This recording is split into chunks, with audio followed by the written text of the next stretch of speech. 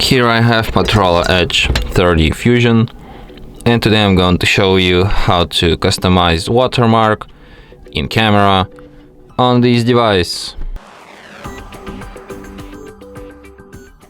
So firstly you have to open camera, then tap on the gear icon to access its settings, go to the photos section, then go to the watermark. So to add your own signature or custom watermark, you have to firstly enable device watermark, and now you can customize watermark. So you can enter your name or surname or nickname, any name you want here. I'm just gonna enter name of my favorite YouTube channel, of course.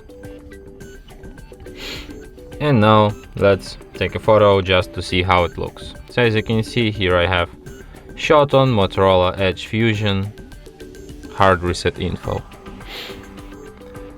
So yeah, and that's it. Thanks for watching. If you find this tutorial useful, don't forget to hit that like button and subscribe to our channel.